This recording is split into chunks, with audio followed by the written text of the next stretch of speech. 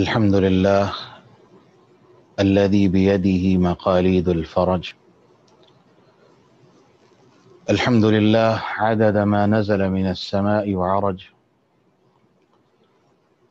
والصلاة والسلام على صاحب الجبين الأبلج المبعوث بأقوم دين وأعظم منهج، وعلى آله وصحبه السرج. أما بعد، فأعوذ بالله من الشيطان الرجيم. ولا تقتلوا أنفسكم إن الله كان بكم رحيما ومن يفعل ذلك عدوانا وظلما فسوف نصليه نارا وكان ذلك على الله يسيرا. معزز ناظرین و سامعین کرام، گفتگو کا آغاز کرنے سے قبل اللہ رب العزت کی بارگاہ میں دعا ہے کہ اللہ رب العزت تمام دیکھنے والوں کو، سننے والوں کو، ہم سب کو جو یہاں اس سلسلے سے جڑے ہوئے ہیں، اللہ رب العزت اپنی رحمتوں میں ڈھانپ لے، اور اللہ رب العزت ہم سب کا یہاں جمع ہونا خالصتاً اپنی رضا کے لیے قبول فرمائے، اور ہمارے اس عمل کو خالصتاً اپنے چہرے کے لیے قبول فرماتے ہوئے ہمیں اپنی جہنم سے آزاد فرما کے اپنی جنتوں کا داخلہ عطا فرمائے، اور اللہ رب العزت ان ساتھیوں کو بہترین اجر اور جزائے خیر عطا فرمائے جو اس طرح کے سلسلے اس سوشل میڈیا اور انٹرنیٹ کی ذہنی آوارگی کے اس پلیٹ فارم پر ایسے سلسلوں کا اہتمام کرتے رہتے ہیں۔ اللہ رب العزت ان بھائیوں کی عمروں میں، عمل میں، ان کی کوششوں میں برکت فرمائے، اور ایسے کئی سلسلے انہیں جاری اور ساری کرنے کی توفیق عطا فرمائے۔ جیسا میرے محترم نے اعلان کیا کہ مجھے آج جو حکم ہوا ہے کہ خودکشی مسائل کا حل نہیں، اس موضوع پر کچھ باتیں آپ کی خدمت میں گوش گزار کروں، تو میں اللہ رب العزت سے دعا کرتا ہوں کہ اللہ رب العزت مجھے حق سچ بیان کرنے کی توفیق عطا فرمائے، اور سب سے بڑھ کے اللہ رب العزت ہمیں اس پہ عمل کرنے کی توفیق عطا فرمائے۔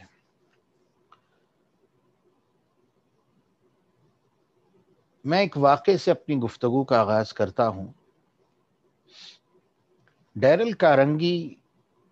ایک بہت بڑا انگریز ادیب گزرا ہے، جس کی کتاب ایک مشہور اور اپنے وقت کی ایک بہت بڑی کتاب جو لاکھوں کی تعداد میں طبع ہوئی، جس کا اردو میں اور عربی میں بھی ترجمہ ہوا کہ فن التعامل بین الناس، یا اردو میں لوگوں سے میل ملاپ اور زندگی کے طریقے گزارنے کا اصول اور طریقہ۔ یہ کتاب لاکھوں کی تعداد میں چھپی، اور اس کتاب میں ڈیرل کارنگی مختلف زندگی کے اصولوں پر گفتگو کرتا ہوا نظر آتا ہے۔ کئی ایسے لوگ گزرے ہیں جنہوں نے اس کتاب کو ایک دفعہ نہیں سینکڑوں دفعہ پڑھا ہے، اور اپنی زندگی میں، عملی زندگی میں اس کو نافذ کرنے کی اور اس پر عمل کرنے کی کوشش بھی کی ہے، کیونکہ اس کتاب میں ڈیرل کارنگی کا طریقہ کار یہ تھا کہ وہ ایک مسئلہ بیان کرتا، اس کا پھر حل بتاتا، اور اس کے بعد اس مسئلے کے متعلق بہت ساری بڑی بڑی،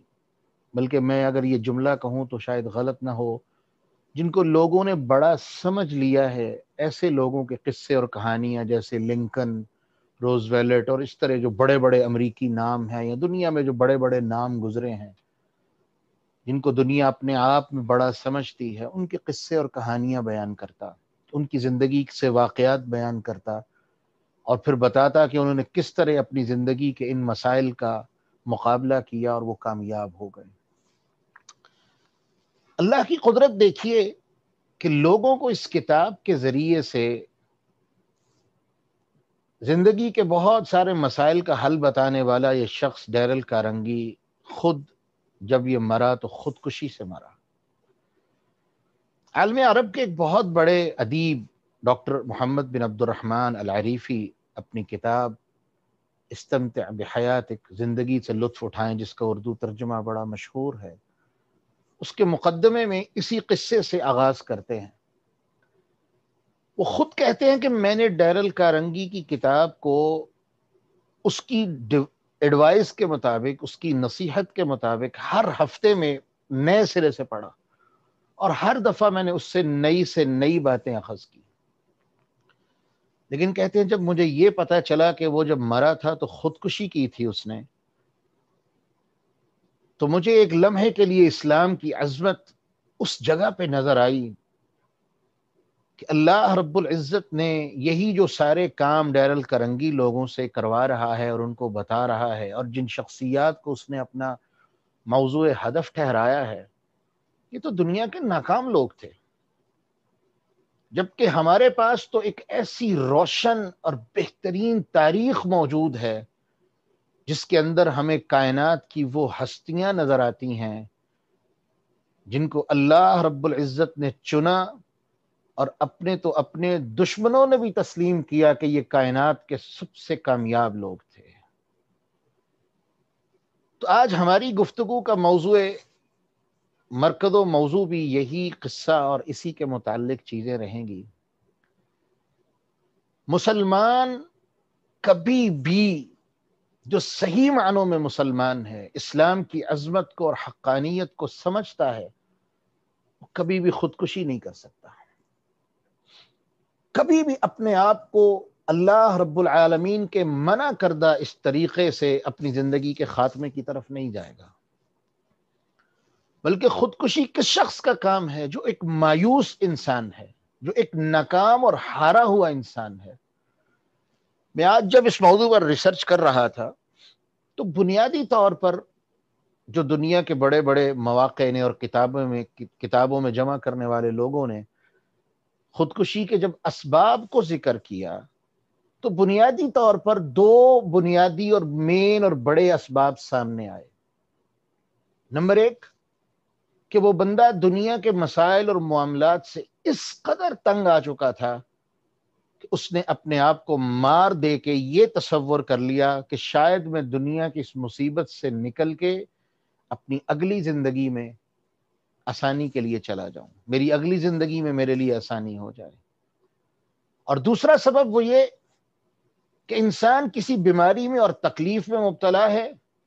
اور وہ اپنی بیماری کو وہ اتنا بڑا سمجھتا ہے کہ اس نے اپنے لیے موت کو آسان تصور کیا، اور اس نے اپنے آپ کے لیے بیماری سے لڑنے کی بجائے خود کے لیے موت کو قبول کرنے کو ترجیح دی، اور اپنے آپ کو موت کے گلے لگا لیا، اپنے آپ کو مار لیا۔ یہی دو سب سے بڑے اسباب سامنے آتے ہیں۔ اگر آج ہم اپنے معاشرے پہ بھی نظر دوڑائیں تو شاید یہ مسائل ہر جگہ موجود ہیں۔ کوئی بیماری سے لڑ رہا ہے تو کوئی روزگار کی وجہ سے پریشان بیٹھا ہے، اور سارے سلسلے گھوم پھر کے انہی دو چیزوں کے گرد آ کے ٹھہرتے ہیں، اور ان مسائل سے وہ لڑنے کی بجائے اپنے آپ کو مار لینا وہ زیادہ اچھا اور بہتر تصور کرتا ہے۔ سب سے پہلے میرے بھائی،